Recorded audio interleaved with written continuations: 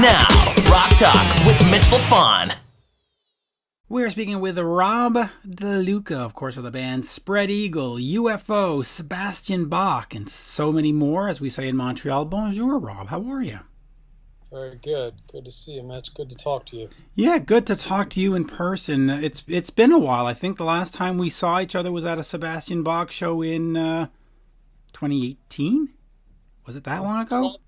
The club, I think, started with a B. The theater, maybe.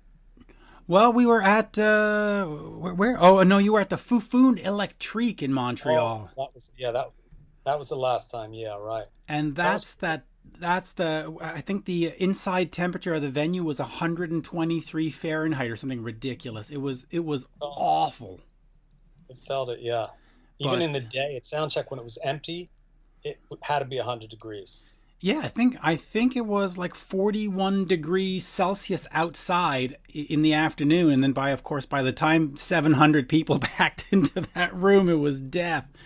Yeah, but that was a cool festival, though. That whole we saw Neil Young that weekend, and it was really awesome. Yeah, it was a great time, and we also I got to see George Thorogood the same night, and the Tesla guys were in town with with Styx.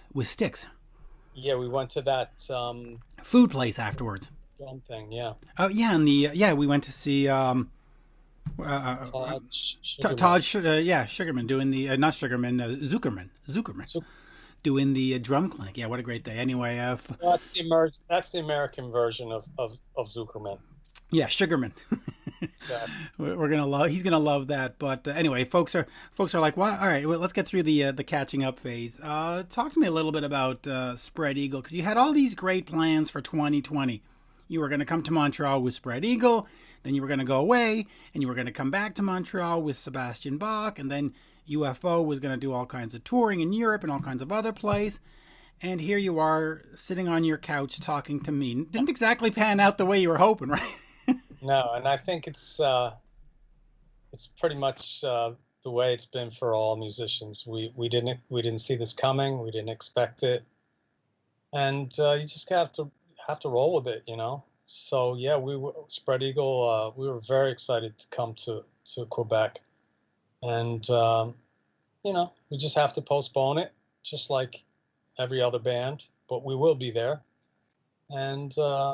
So lessons learned, you know. Don't always expect your plans to go exactly as planned, right? Always have a plan B. So in terms of Spread Eagle, I mean, talk to me about getting this band back up and running and getting it moving and getting it back on tour. What was sort of the purpose of 2020? Was it just to sort of give it like a last push or a farewell tour, or was this the beginning of the next phase? Definitely the beginning of the next phase. We took a 12-year break from 96 to 94 to 2006.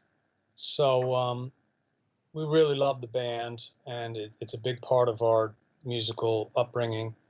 And so now we're in it to win it. We're back together, and we're just going to keep making records, keep touring. So no, it was time. We all missed it, and we realized how much it meant to us and still means to us. So we're back. You're back, and you're back for good. Now, in terms of this break, this forced break that all musicians have had to take, do you just sort of sit around and watch the daisies grow, or do you start going, okay, well, let's make new music, let's put out a live album, how do you sort of plan? What are you doing? Well, first thing I'm doing is I'm writing a lot for the next Spread Eagle record. Okay. And I'm working with my drummer, Rick DeLuca. We're working songs up from the ground up. That's the way we write in Spread Eagle, from not just a melodic place, but also a very rhythmic place. And that way, when we show the ideas we're working on to the other guys, it's very realized. They're very realized. And then they show us their ideas, and vice versa, and we work everything up. So I've been spending a lot of time on that.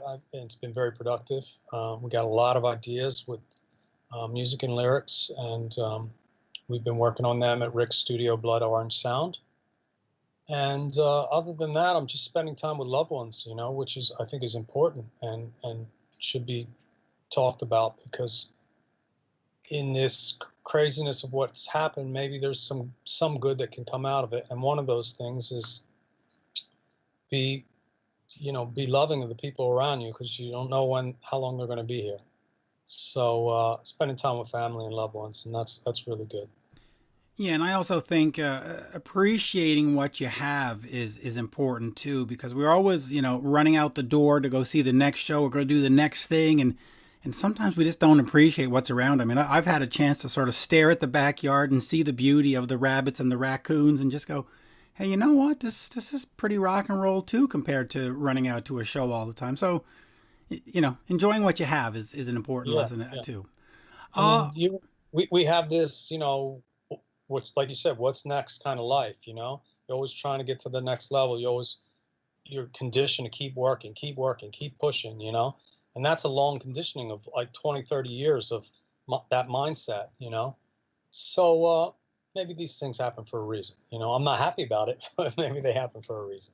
So. Yeah, they do. The tour with Sebastian Bach, which was supposed to come through here, was going to be the 30th anniversary. He's been very vocal about wearing a mask and has gone online and said to people, wear a mask, don't be an idiot, wear a mask. Where are we in terms of you getting back out on the road with him? Is he at this point where he sort of says, I'm not going to a club until it's 100% safe with a vaccine? Is he sort of wait and see? What are the discussions from the back camp? Is it see you in 2022 maybe? Or is it, all right, we'll be back on the road in December? I'm not sure. That's a really good question. The shows are still on the books. Right. They're still online.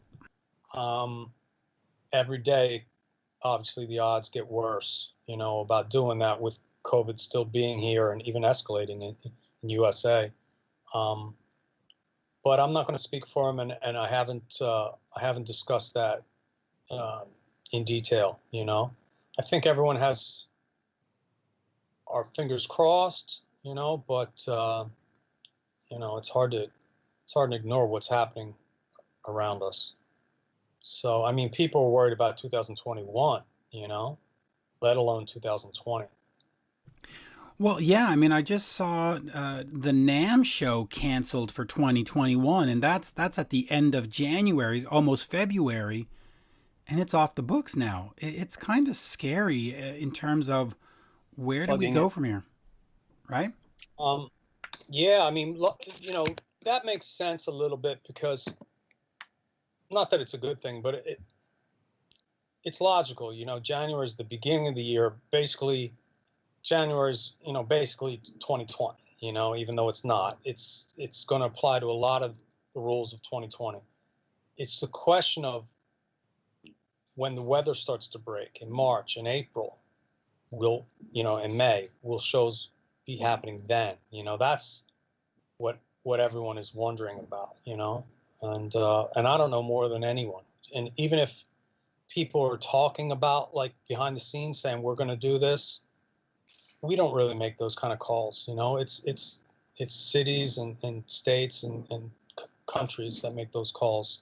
We're just kind of like following orders, Following orders, yeah. And of course, for Namm, you have to realize that they don't plan it overnight. It takes almost a whole year to plan it. So you can't spend 11 months planning it and then the week before go, oh, well, we can't hold it. So you sort of have to anticipate. And also, January's cold and flu season. So now you're going to have COVID season topped off of cold and flu. Yeah, you're right. Absolute makes sense to say, hey, well, let's delay it. UFO. That's the change. UFO, of course, was doing the Last Orders tour, or if you want, a farewell tour. Where are we with that? Because they do play in Europe and they play other markets, not necessarily the States. They do, of course, come here, but any chance of that happening? Because Europe does seem to be a little bit closer to being back to normal. Well, we postponed all our 2020 shows and moved them to 2021. So there's a couple tours online for UFO, and they're both, the ones that are posted are both in Europe. So there's talk of other markets. that got canceled this year, to move those to next year also. So, I mean, again, we're waiting. We good intentions, and we're hoping everything works out, but we're waiting to see what happens with COVID. But we do have a lot of shows on the books. Yeah, and that's, by the way, that's the greatest challenge these days as an interviewer, because no matter what you say, it's always like, well, we're on wait and see, and that's sort of like that's it. I mean, there's no other answer. Yeah, at least we're trying. UFO has a lot of shows on the books, and fingers crossed. So yeah, it's the Last Orders tour, but until we do the whole world, it's not really a farewell tour. So we still have a lot of markets to do. Yeah, and hopefully you'll come back to Canada. Now, in terms of music, any plans with UFO to record any of these shows? Have any of the shows been recorded? Any releases anticipated that you're a part of or that you're aware of, meaning maybe a box set or a show from 1975 being put out, or anything in terms of new music being available? Well, they put out like shows from the 70s all the time, or maybe 80s, early 80s, on their prior labels, like, Chrysalis and things like that do releases and box sets and things. They come out every few years. As far as recording live shows, unfortunately, we haven't. And that's a shame that we haven't done that yet, because the band is just on fire, and I hope we get to it. As far as writing new music, I'm always ready and willing and able. So it's just a matter of what Phil Mogg wants to do, and he has a right to make those decisions after 51 years of carrying that flag. Yeah, oh, absolutely. The last album was Salentino. I'm not really Salentino, I think is how we pronounce it. Cuts. Talk to me a little bit about that album, and how did you sort of come together to choose which songs to cover? Well, okay, Salentino is we camp out when we're in Europe, in Hanover, Germany. We have, excuse me, turn this off. We have German management, German rehearsal space, a lot of German crew. So we spent a lot of time in Hanover, and there's a restaurant called Salentino's, and that's where we go every night after rehearsal or after whatever it is, after recording. So that's how the album name came out. And we basically, to get the songs, they had I think it was I can't think of the label that put it out, but anyway, they had this idea to do this covers album for a while, and finally it was Cleopatra, by the way. Cleopatra, yes. So we would come up with a list. We were on tour, and we would come up with a list every night of cover songs that we could do, and then every morning it would end up in the trash can. And we'd do a show, and then we'd have a few beers, and we'd come up with a new list, and next morning it would end up in the trash can again. But eventually we got a list, and I think it came out really cool. We had a lot of fun doing it. It's interesting hearing Phil's voice on those different songs, and I think we got some really good sounds, and it sounds nice and beefy. And it was a lot of fun, and we recorded it in Hanover, Germany also. Oh, wow. Just real quick, in terms of bass playing, what UFO does, at least to me, and I'm not a bass player, but what UFO does is very different than what Sebastian Bach does, and I think is very different than what Spread Eagle does. Talk to me about how you adapt to the different music or the different sounds or the different songs you're playing, but also what does it teach you when you're digging into what UFO does and some of those classic songs, when you dig into what Rachel Bolan was doing in some of his songs. Talk to me in terms of a bass player, what it's like hitting those three different songs, eras, whatever you want, bands, whatever you want to call it. Well, I don't think about it much. That's a good question, but I know I learn with everything, every song I learn, with every way I reinterpret a song, the way I play them live. I know I'm always learning, and that goes into this musical repertoire or bag of tricks or whatever you have that you naturally do. So So, it's interesting playing these different songs, different bass players. They're all really great bass players. But kind of what I do is I just kind of do my thing, like I don't really treat them differently. I'm very influenced on 70s bass playing because when I was a kid, that's what I came up with, and that's just the sound that I loved since I always loved and still do. So I kind of do what I do, and I just try to play solid, and I try to play less notes and the bigger, heavier notes, and more rhythmic and toneful. I'm really into tone and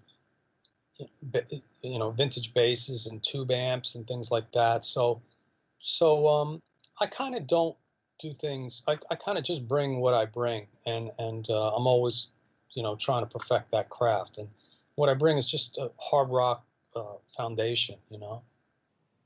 So since you were weaned on those '70s guys, who do you sort of look like as your heroes? Was it Tom Peterson of Cheap Trick or Tom Hamilton of Aerosmith, who personally I think are two of the best and most underrated bass players of all time? But where did you sort of cut your teeth on bass playing? As you're a kid, you go, ooh, bass. I like what this guy's doing. Who are those guys?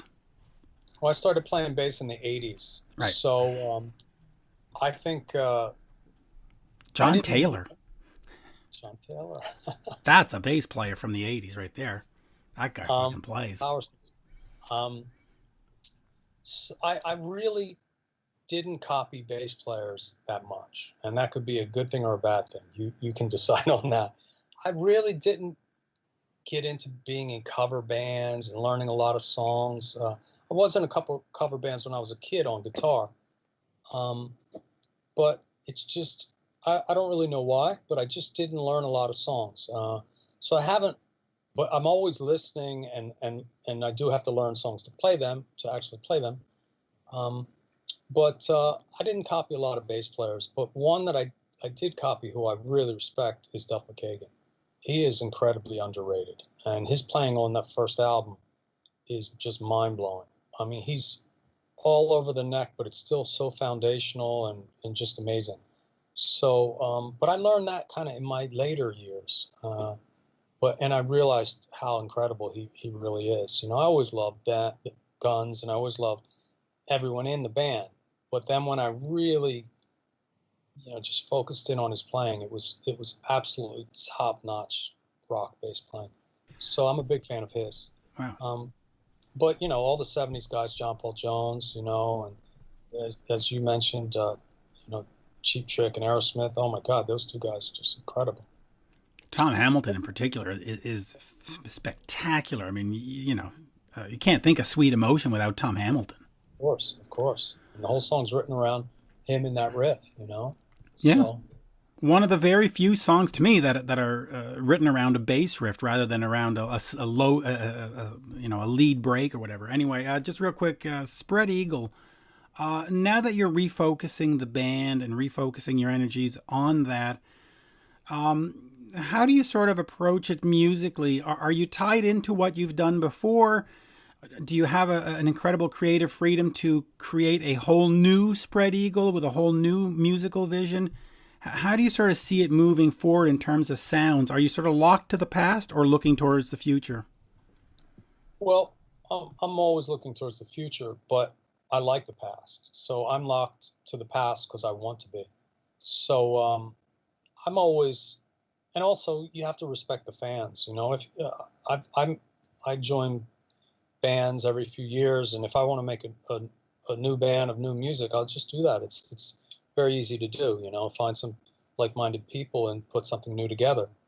But with Spread Eagle, it owes the fans. Fans want a sound that Spread Eagle does the best. They do the best. Spread Eagle does the best Spread Eagle in the world. So, and our fans like the fact that we are our own thing. We're in a genre with other bands, but we have our own take on it.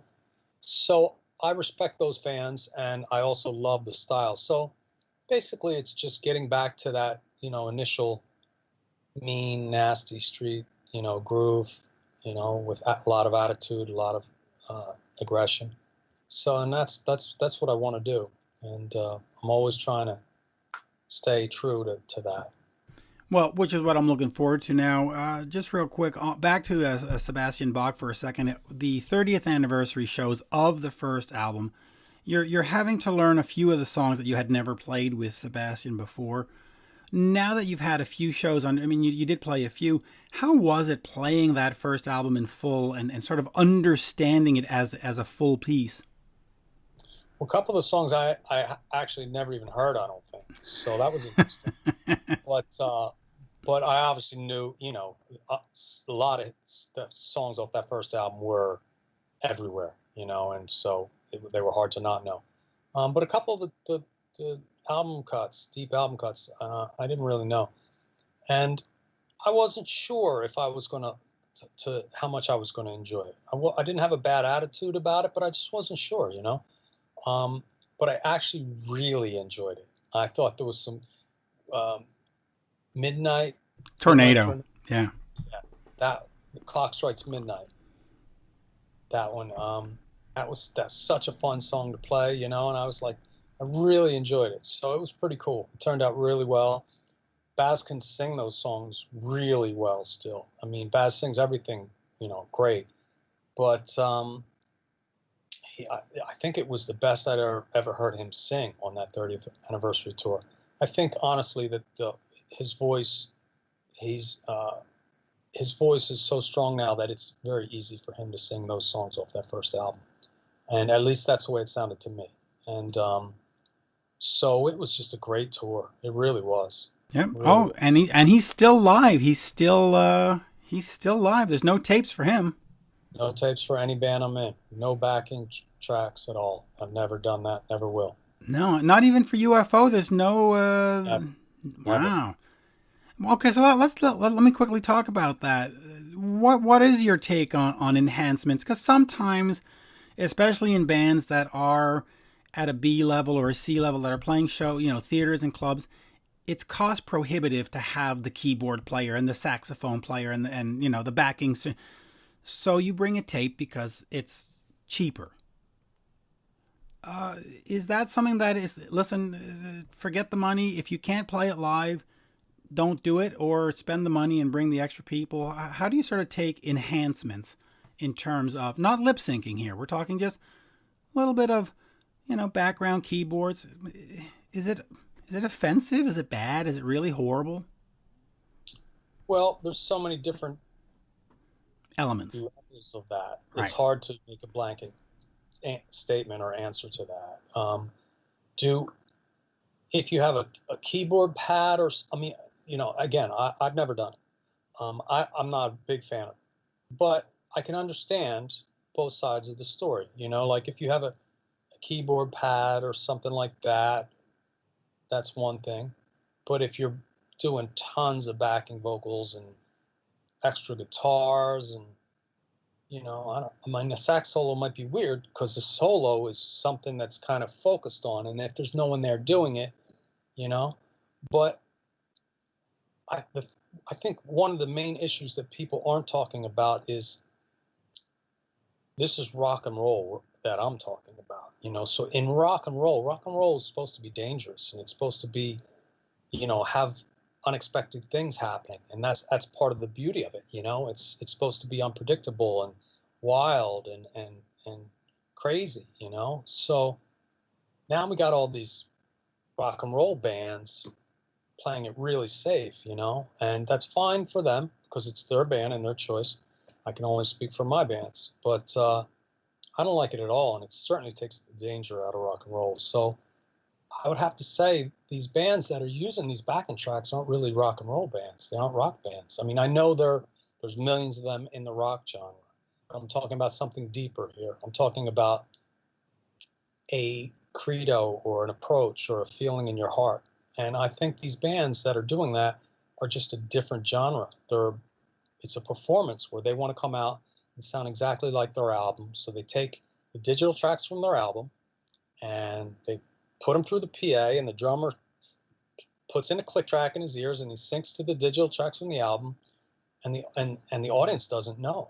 They don't know. And I said this a few weeks ago. I think it should be printed on the ticket that you see. It says, band is performing with live backing tracks.